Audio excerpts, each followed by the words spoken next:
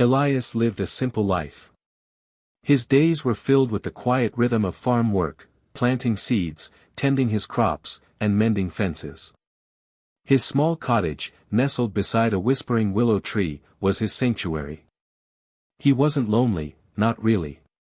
The land kept him company, and the changing seasons painted a beautiful, ever-changing picture outside his window. He found satisfaction in the honest labor, in the feeling of dirt beneath his fingernails, and in the bounty of his small garden. He was known in the nearby village as a kind, if somewhat reclusive, man. He rarely ventured into town, preferring the solitude of his farm. People respected his quiet nature and often left him be. He wasn't unfriendly, he simply preferred the company of his thoughts and the gentle hum of nature to the bustle of social gatherings. He helped when asked, offering vegetables from his garden or a strong hand during harvest. His life was predictable, peaceful, and, for Elias, perfectly content. He had no family, no great ambitions, just a deep connection to the land he called home. But even the most predictable lives can be disrupted. One evening, a storm descended upon the valley with a ferocity Elias had rarely witnessed. The wind howled like a hungry wolf, tearing at the trees and rattling the windows of his cottage. Rain lashed down in sheets, turning the fields into muddy rivers. The sky crackled with lightning, illuminating the landscape in brief, stark flashes. Elias secured his shutters, a knot of worry tightening in his stomach. He hoped the storm wouldn't damage his crops. As the storm reached its peak, a sound cut through the wind's roar, a frantic knocking at his door.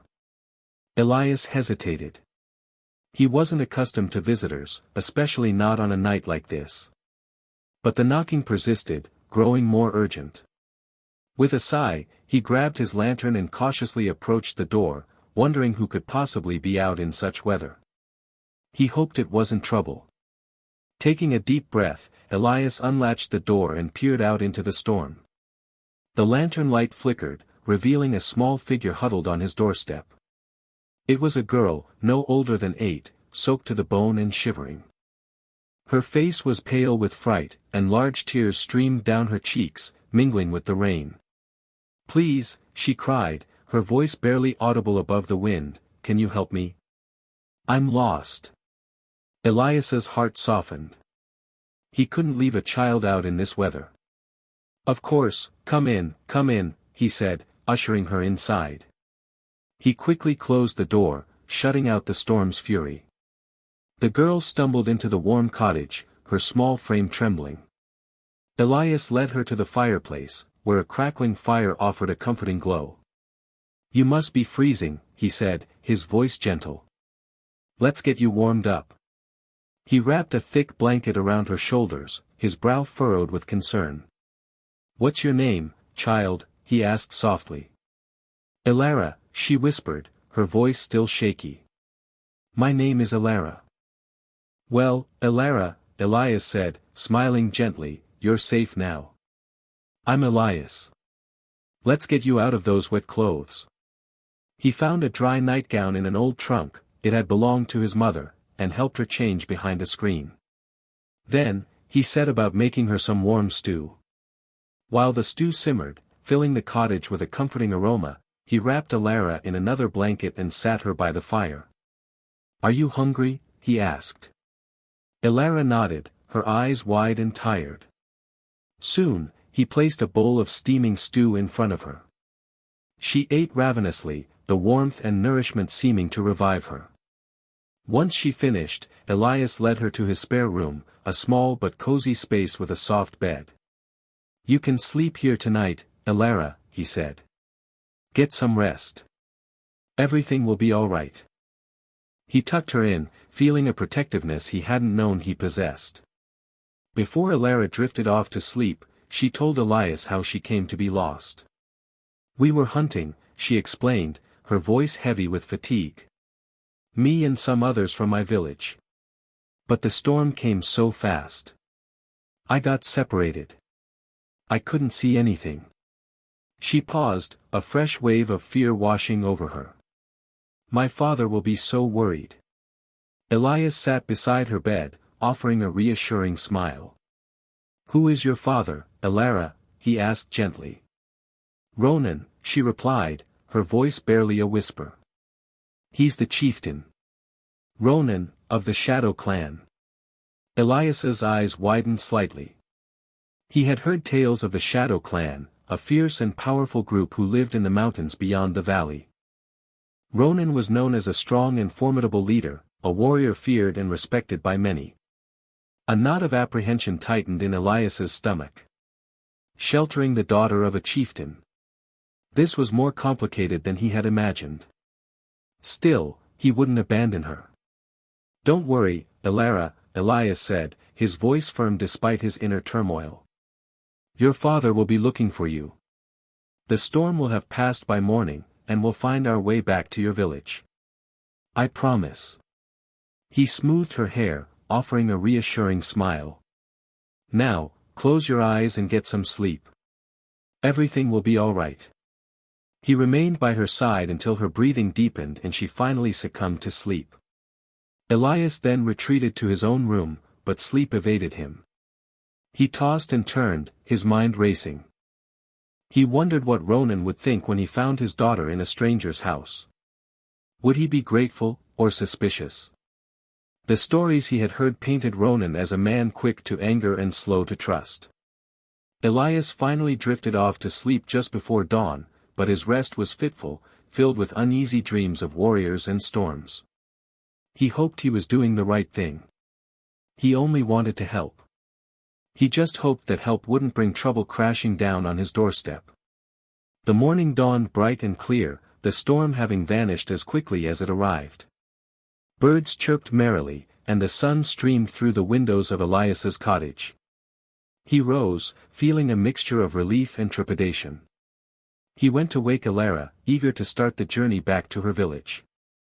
But as he opened the door, he froze. The peaceful morning scene was shattered. His small cottage was completely surrounded by warriors. 30 of them, at least, all clad in dark leather armor, their faces grim and determined. They held spears and swords, their eyes scanning the cottage with an intensity that made Elias's blood run cold. He quickly stepped back inside, closing the door with a soft click. "Elara," he whispered, his voice trembling slightly. "Wake up. We have company." He peered through a crack in the wooden shutters, his heart pounding in his chest. He knew, with a certainty that chilled him to the bone, that Ronan had arrived. And he didn't look happy. Elara sat up, her eyes wide with alarm. "What is it?" she whispered, clutching the blanket around her.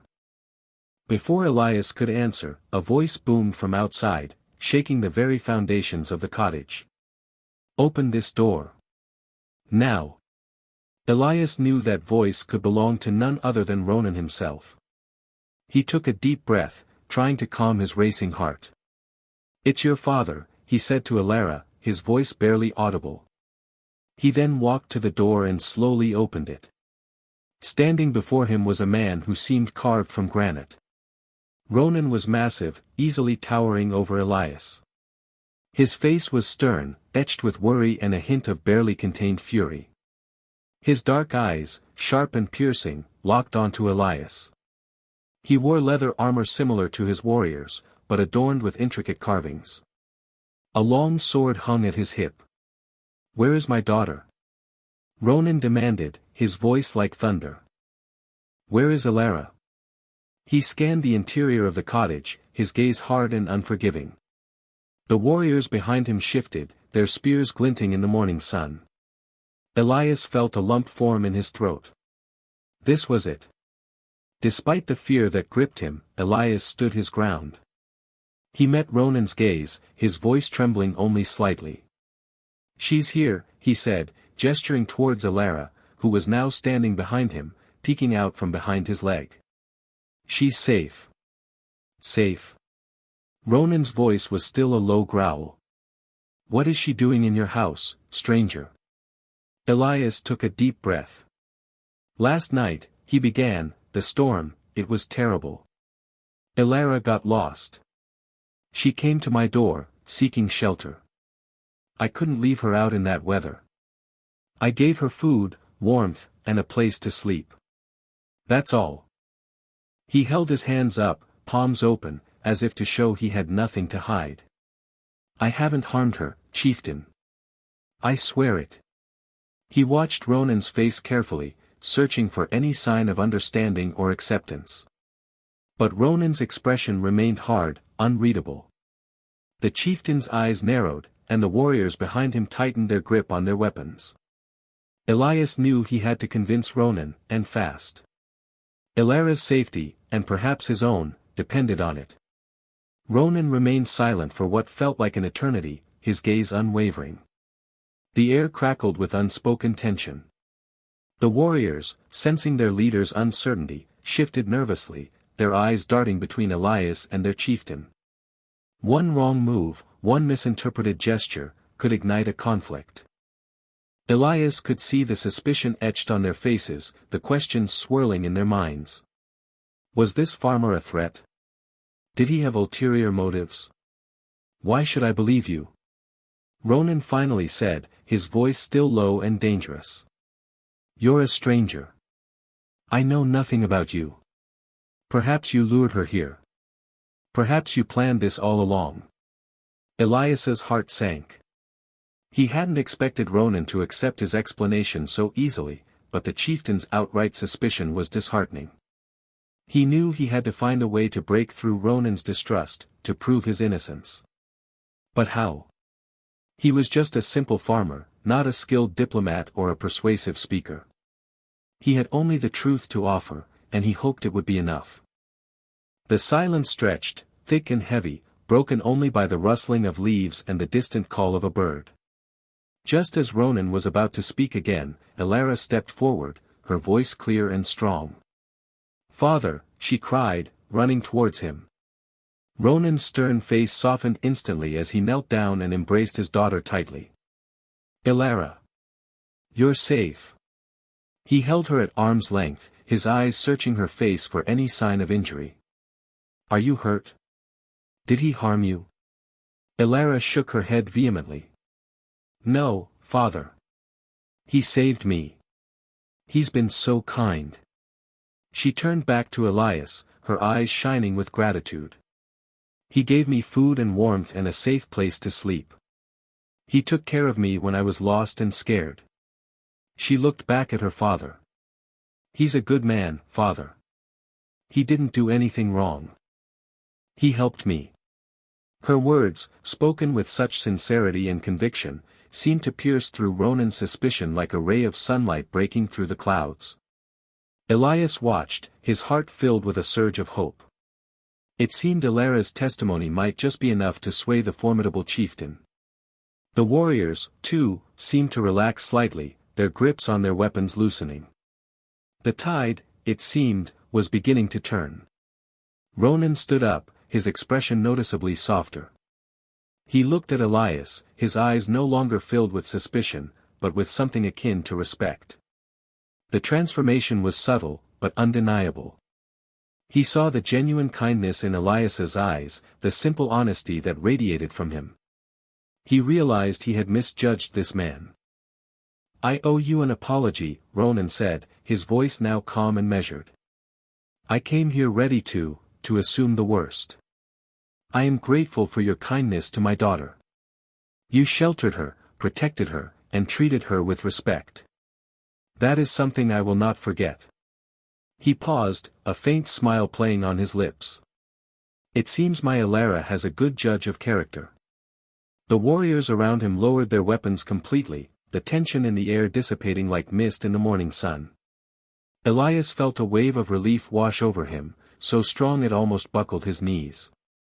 He had faced down a chieftain and his warriors, and he had survived, thanks to a little girl's honesty and his own unwavering commitment to doing what was right. The ordeal was finally over.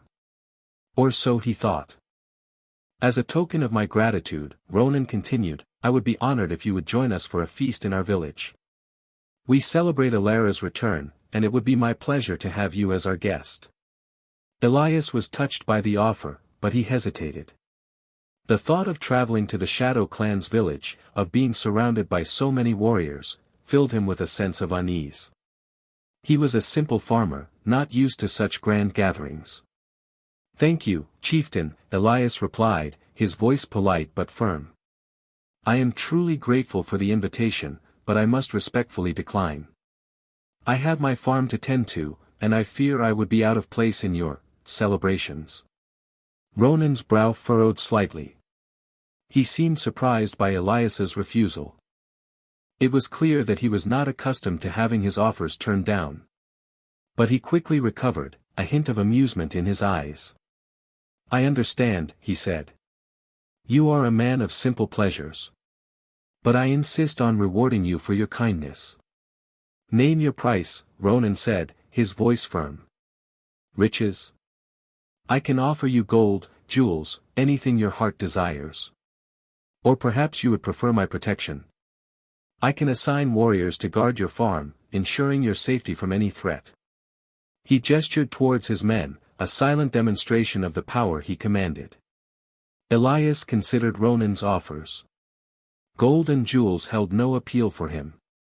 He had no need for such things. And while the offer of protection was tempting, he didn't want to be beholden to the Shadow Clan, to have his life constantly monitored by warriors. He wanted his freedom, his solitude. "Thank you, chieftain," Elias said, his voice thoughtful. "But I have no need for riches or protection. I am content with my simple life." He paused, gathering his courage. He had something else in mind, something far more valuable than gold or guards. Something that could potentially change the future of the valley. He hoped Ronan would be receptive to his unusual request. This was a gamble, but one he felt compelled to take. "There is only one thing I desire, chieftain," Elias said, his voice clear and steady. "Friendship." Ronan raised an eyebrow, clearly taken aback. "Friendship?" he repeated, as if he had never heard the word before. "Yes," Elias replied. "And a promise. A promise of peace between our people." He knew that the Shadow Clan and the villagers had a long history of conflict, of raids and skirmishes. He had always believed that such violence was unnecessary, that peaceful coexistence was possible. Now, he had a chance to make that belief a reality. "I have heard whispers of past troubles," Elias continued, "of misunderstandings and bloodshed. I believe we can change that. I ask for your friendship, chieftain, and your word that you will strive for peace between the Shadow Clan and the people of this valley. Let us build a future where our children can grow up without fear, where we can live side by side in harmony." He looked Ronan directly in the eye, his gaze unwavering. "That is all I ask."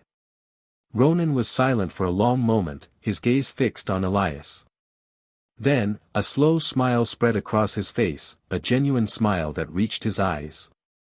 "You ask for much, farmer," he said, his voice softer than Elias had ever heard it. "But your request. It is more valuable than all the gold in the world."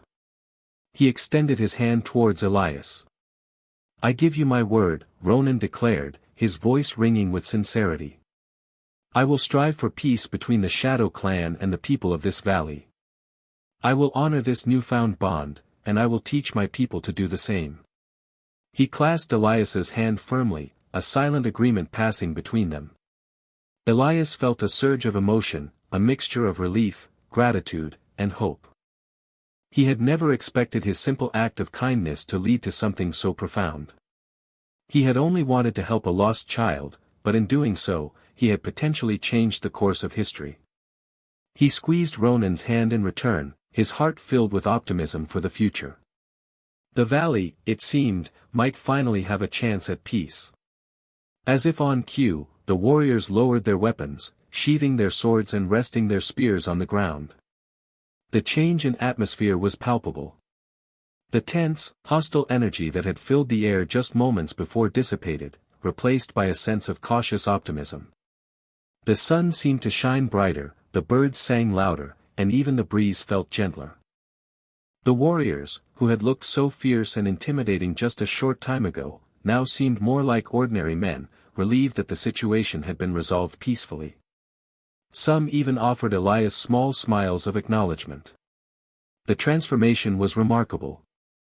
Elias realized that peace wasn't just about treaties and agreements, it was about changing hearts and minds, about breaking down barriers of fear and distrust. And somehow, through a simple act of kindness and a courageous request, he had managed to do just that. He looked around at the scene before him, a sense of profound satisfaction washing over him.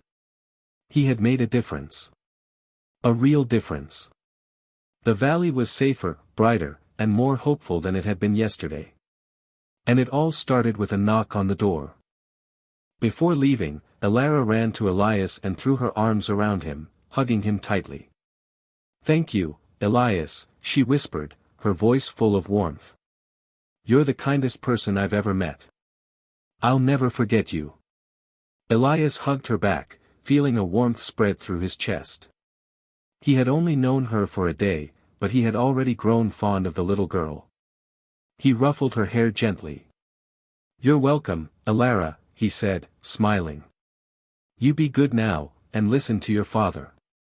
Elara pulled away, her eyes sparkling. "I will," she promised. "And I'll come visit you again, I promise. Maybe we can pick berries together, or go fishing in the stream." Elias chuckled. "I'd like that very much, Elara," he said. He knew that the chances of her actually returning were slim, but he appreciated the sentiment. It was nice to think that he had made a friend, that he wasn't quite so alone in the world anymore. He watched as Elara took her father's hand and walked towards the waiting warriors, her small figure radiating happiness and hope. He knew that whatever the future held, he would always cherish the memory of this day. Ronan nodded to Elias, a silent acknowledgement of their agreement. Then, with a wave of his hand, he turned and led his warriors away. They marched in perfect formation, their footsteps fading into the distance until they were nothing more than a memory. Soon, Elias was alone again, his cottage surrounded by the familiar sounds of nature. But things were different now. The world felt lighter, brighter, somehow. He wasn't just Elias, the reclusive farmer, anymore. He was Elias, the peacemaker, the man who had stood up to a chieftain and inspired him to change. He had played a part, however small, in creating a better future for the valley. He knew that the road ahead wouldn't be easy. There would be challenges, setbacks, and perhaps even moments of doubt. But he also knew that he had planted a seed of hope that could blossom into something truly beautiful. He took a deep breath, filling his lungs with the fresh morning air. He was still a simple farmer, but he was also something more. He was a changed man, forever marked by the events of the past 24 hours. His quiet life would never be quite the same again. As he walked back towards his cottage, Elias couldn't help but reflect on the events of the past day. He had faced down a chieftain and his warriors, not with weapons or threats, but with simple kindness and honesty. He had offered shelter to a lost child, not because he expected anything in return, but because it was the right thing to do. And in the end, that kindness had proven to be more powerful than any weapon. It had disarmed suspicion, melted hearts, and inspired a leader to change his ways. He realized that true strength wasn't about brute force or military might, it was about compassion, empathy, and the courage to stand up for what you believe in. He smiled to himself, a quiet, knowing smile. He was just a simple farmer, but he had learned a valuable lesson. A lesson that he would carry with him for the rest of his days. Kindness could move mountains.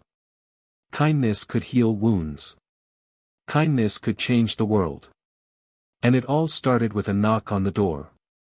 He hoped that others in the valley would see what he had done and be inspired to choose kindness over conflict.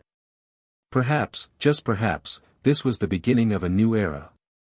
Elias returned to his farm work, the familiar rhythm a comforting balm to his soul. He tilled the soil, planted seeds, and tended to his crops, his hands moving with practiced ease. The sun warmed his face, and the gentle breeze carried the scent of wildflowers. As he worked, he couldn't help but smile, a subtle, almost imperceptible smile that spoke volumes. He was content.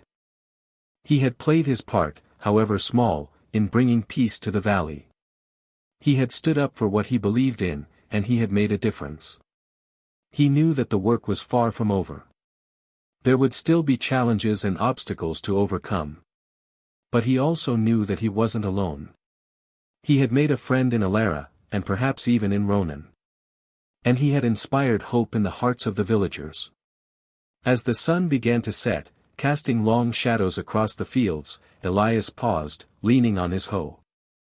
He looked out over his land, his heart filled with a sense of peace and gratitude. He was just a simple farmer, but he was also a force for good. And that, he realized, was more than enough. He straightened his back, a newfound purpose in his eyes, and continued his work, knowing that the seeds he planted today would not only nourish the land, but also sow the seeds of peace for generations to come.